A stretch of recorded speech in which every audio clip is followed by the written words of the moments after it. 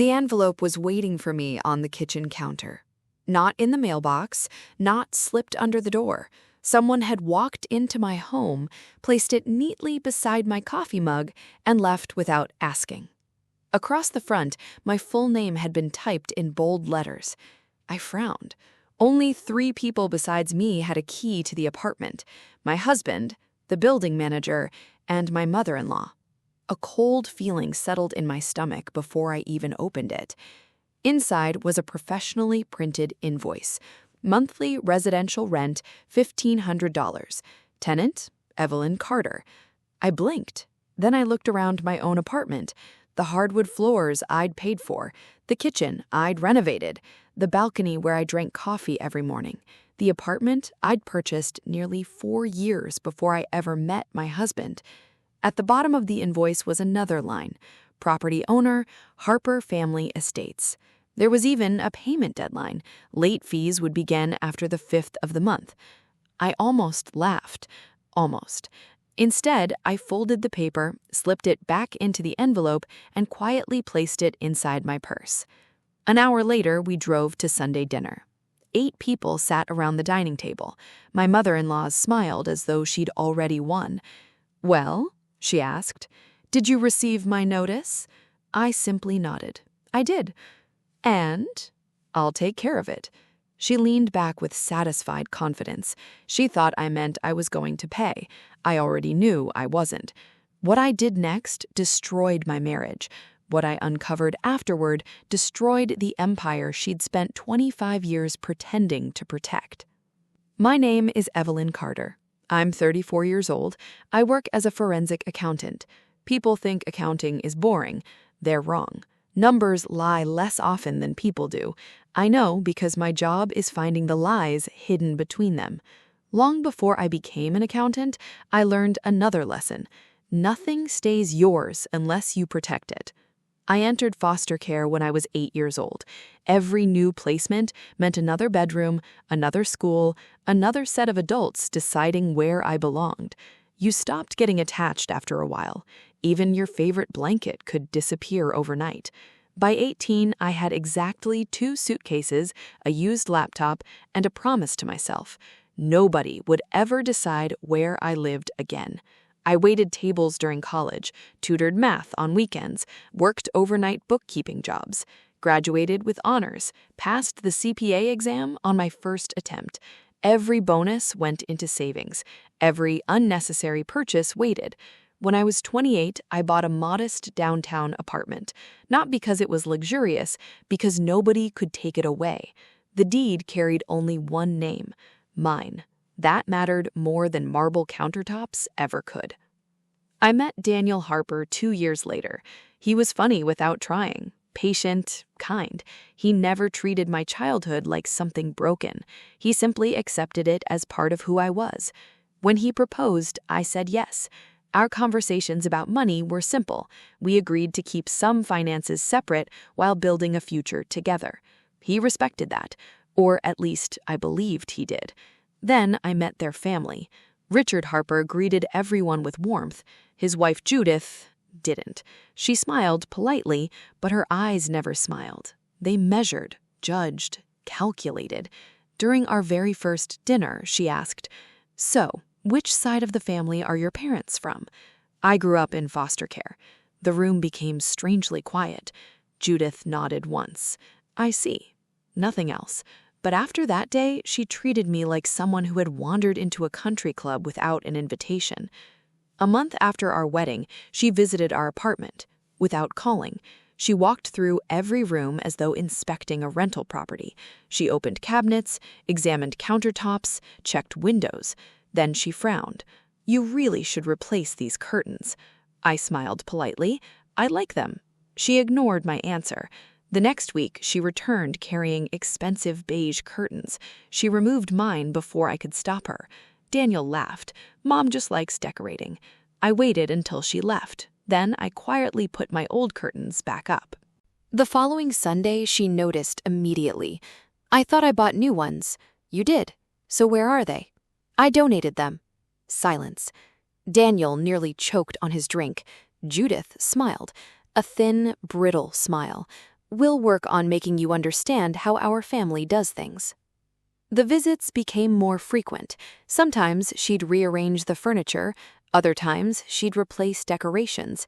Once, she even hired a handyman to repaint the hallway without asking me. Every change carried the same explanation. When you're part of this family, everyone shares responsibility. Responsibility slowly became ownership. Ownership became entitlement. One afternoon, she stood in my kitchen and casually said, "This apartment has always felt like one of ours." I looked directly at her. "It's mine." She laughed. "Oh, sweetheart, marriage changes ownership."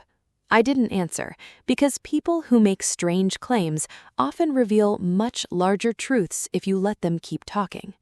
Things became worse at family dinners. Judith constantly spoke about legacy, family assets, shared wealth, everyone contributing equally. Then, one evening, she looked directly at me. "You came into this family with very little." I smiled. "I came into this marriage debt-free." A few people laughed. Judith didn't. "No," she replied calmly, "you came with nothing." Daniel stared at his plate. He never defended me, never corrected her, always chose silence. At first, I told myself he hated conflict. Eventually, I realized silence is still choosing a side. 3 weeks later, the envelope appeared on my kitchen counter. The fake rent invoice, the demand for $1,500, the claim that my own apartment somehow belonged to the Harper family. Sunday dinner arrived. Everyone was there. Richard, Daniel, Daniel's younger sister Lauren, 2 cousins. Judith sat proudly at the head of the table. She lifted her wine glass. "I assume you've reviewed your rental agreement." "I have," I answered. "And?" "I'll take care of it." She smiled triumphantly. "Excellent. Everyone contributes." Then she looked around the table before delivering the sentence she'd obviously rehearsed. "Nobody lives in Harper property for free." Daniel said nothing, not one word. I folded the invoice, placed it back inside my purse, finished eating, smiled politely, and changed the subject. Judith mistook my calm for surrender. She had no idea I was already asking myself a completely different question. Not, why is she pretending to own my apartment, but why is someone who lies so confidently about ownership suddenly so obsessed with money? That question would lead us somewhere none of us expected, and before the month was over, everything Judith Harper had spent decades building would begin collapsing from the inside. I didn't sleep much that night. The invoice sat on my kitchen counter while I stared at it from across the room. It wasn't the money that bothered me. $1,500 wasn't going to change my life. The lie would. People willing to invent ownership usually have something real they're trying to hide. The next morning, I carried the invoice into my office. My coworker, Sandra, glanced at it while pouring coffee. "Landlord issues?" I slid the paper toward her. "Tell me what you notice." She studied it for less than 30 seconds. "The formatting is impressive." "It is, but the property registration number is fake." I smiled. "So I'm not imagining it." She looked back at me. "Who made this?" "My mother-in-law." Sandra nearly spilled her coffee. For the rest of the day, I tried to focus on work. I couldn't. Something kept pulling at the back of my mind. Judith wasn't after money. She didn't need $1,500. Her husband, Richard, owned several rental properties that had supported the family for years. If anything, they were wealthier than Daniel and I were. So why manufacture a fake lease? That afternoon, I remembered something Richard had mentioned months ago. "Evelyn, maybe someday you can help me organize our trust paperwork. Judith keeps everything in different folders." At the time, I'd laughed. Now, it sounded different. The following weekend, Richard called. "Evelyn, would you mind looking over a tax notice I received?" I agreed.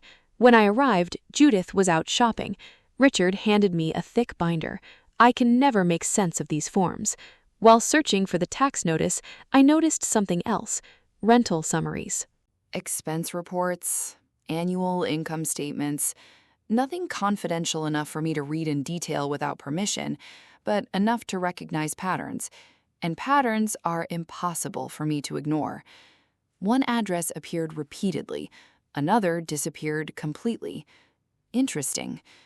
I closed the binder, explained the tax notice, returned everything exactly as I'd received it, but the numbers stayed in my head.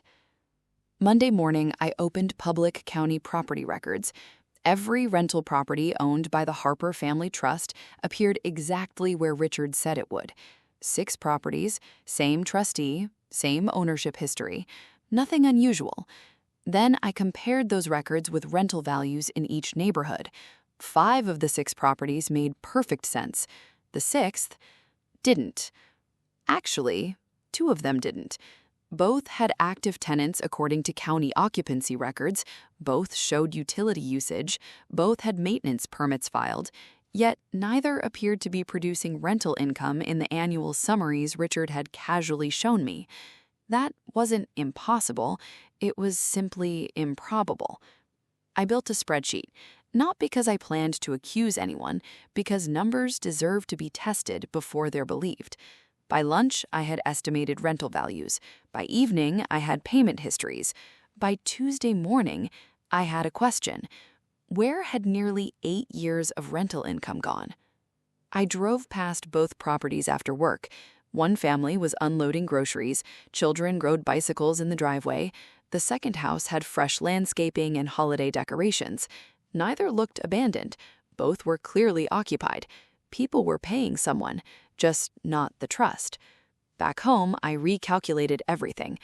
Again, and one more time. The estimate barely changed. Approximately $190,000 missing. Not from taxes, not from expenses, simply missing. I leaned back in my chair. The fake rent invoice suddenly seemed very small. That evening, Daniel came home carrying takeout. "You've been quiet lately." "I've been thinking."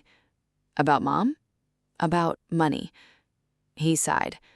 "Evelyn, I've found inconsistencies in your family's property records." His shoulders stiffened. "What inconsistencies?" "I don't know yet, but I intend to." He shook his head. "You always think there's some mystery." "No, I think numbers tell stories, and these numbers don't make sense." A few days later, I decided to end one argument forever. I retrieved the original deed from my safe, placed it on the kitchen table. Daniel read every page. The purchase date, my name, the LLC, everything. Silence filled the room. Finally, he whispered, "You bought this before we met." "Yes." "You never told me." "You never asked." He stared at the papers, then picked up his phone. "I'm calling Mom." I closed my eyes, not because I feared the conversation, because I already knew how it would end. Judith answered immediately. Daniel explained everything, the deed, the ownership, the LLC. He even admitted she'd been mistaken.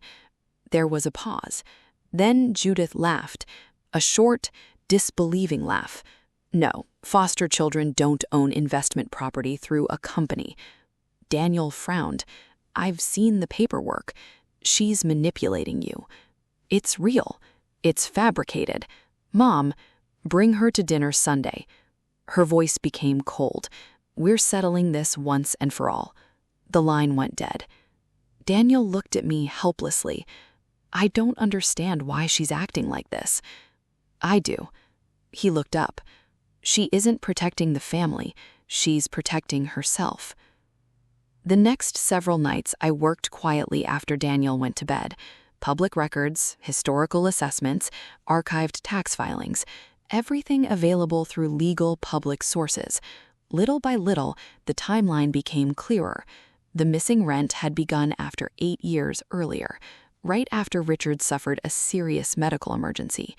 Something had frightened Judith, enough to start moving money where nobody else would notice. The realization surprised me. This wasn't greed, it was fear. Fear wrapped in control. Control disguised as family tradition. Friday evening, Daniel walked into my office carrying my laptop. His expression had changed. "You've been researching lawsuits." I didn't deny it. I researched my options. "You were going to sue my mother?" I was considering it. Over a piece of paper? No, over fraud. He threw his hands into the air. She's family. I stood. So am I. Silence. You always make everything about being right.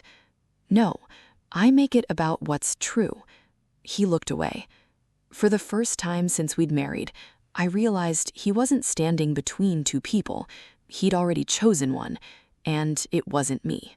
That night, Daniel slept in the guest room. I stayed in the living room with my laptop open. 3 choices sat in front of me. I could sue Judith over the fake lease. I could report everything immediately, or I could ask one question. One simple question in front of exactly the right person. Richard. If he heard the truth himself, he wouldn't need me to convince him. The evidence would do that. I closed the laptop, folded the fake invoice, placed it beside the deed, and smiled for the first time in days. Judith expected a legal battle. She expected shouting, threats, court papers. She'd prepared for all of that. What she hadn't prepared for was a single question, one she couldn't answer without exposing everything. Sunday dinner was less than 48 hours away, and for the first time, I wasn't nervous. I was ready. Sunday arrived with the kind of silence that usually comes before a storm. Daniel barely spoke during the drive. Twice he started a sentence, twice he stopped. As we turned into his parents' driveway, he finally sighed. Maybe we can still fix this. I looked out the window.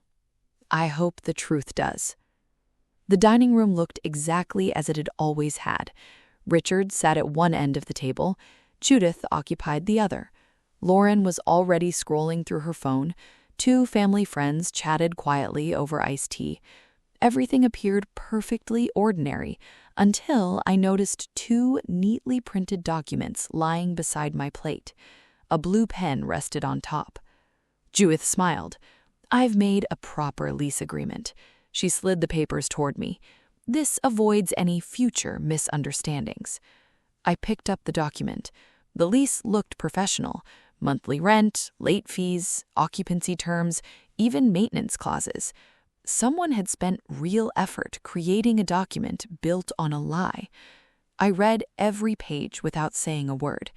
Judith mistook my silence for hesitation. You'll find everything reasonable. I folded the lease carefully and placed it back on the table. Before I sign, I said calmly, I'd like to ask one question. Richard looked up. Judith crossed her arms. Go ahead. I reached into my purse and removed a certified copy of my property deed. I placed it gently in front of Richard. This apartment has never belonged to the Harper family. Richard adjusted his glasses. Daniel lowered his eyes. The property was purchased 4 years before Daniel and I met, I continued calmly. It has always been owned by my company. Richard scanned the document. His eyebrows lifted. Judith leaned forward. That proves nothing. It proves, I replied, that I cannot legally become a tenant in property I already own. Daniel finally spoke. It's authentic, Mom. I verified it. Judith turned sharply toward him. You don't know what you're looking at. For the first time in years, someone challenged her certainty, but I wasn't finished. I folded my hands together. My question isn't actually about my apartment. Judith frowned. What are you talking about? I turned toward Richard. May I ask you something? He nodded slowly. Of course. I took a quiet breath. Richard, can you explain why the rental income from Willow Creek House and Maple Street Cottage stopped appearing in the trust reports nearly 8 years ago, even though both properties have remained occupied the entire time? The room became perfectly still. Richard blinked. What? I continued gently. I've reviewed public property records. Both homes have had long-term tenants, but the trust summaries no longer reflect their rental income. I looked toward Judith. So, where has that money been going? Nobody moved. Nobody reached for their drink. Even the grandfather clock in the hallway suddenly seemed louder. Richard slowly turned toward his wife. "Judith." She laughed nervously. "I don't know what she's talking about."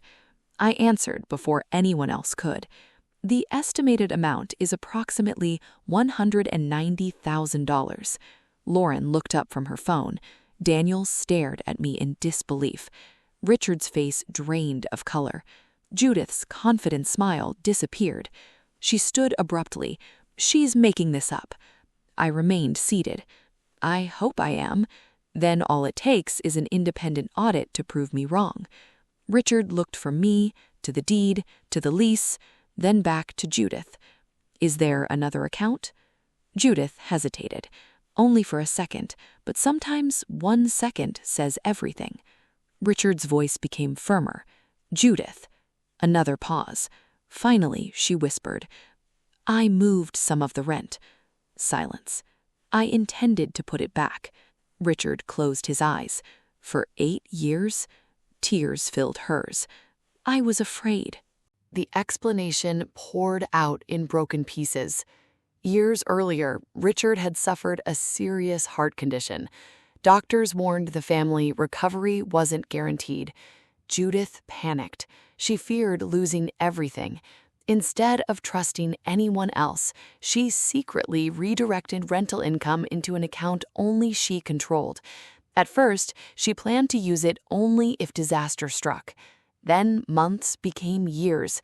The hidden account grew, and eventually, protecting the secret became more important than telling the truth. Fear had slowly become deception. Richard didn't yell. That somehow hurt more. He simply asked, "Why didn't you trust me?" Judith couldn't answer. Daniel picked up the lease agreement. He stared at the pages for several seconds. Then he slowly tore them in half. The ripping paper echoed through the room. Nobody spoke. He looked at his mother, then at me. His eyes were full of regret, but regret arrives too late when silence has lasted too long. I stood, smoothed my jacket, looked at Richard. "You deserve answers." Then I looked at Judith. "I never wanted your family. I only wanted respect." Without another word, I walked out. The evening air felt cooler than when I'd arrived. For the first time in months, my shoulders felt lighter. I drove home alone. No music, no phone calls, just the steady hum of the engine. When I unlocked my apartment, I paused inside the doorway. My foot rested on the small, cracked floor tile I'd accidentally chipped years earlier while moving in. I'd always meant to replace it. Now I smiled. Some marks don't represent damage. They remind you how far you've come. I brewed a cup of coffee, sat by the window, and watched the city lights. For the first time since marrying Daniel, the apartment truly felt peaceful again.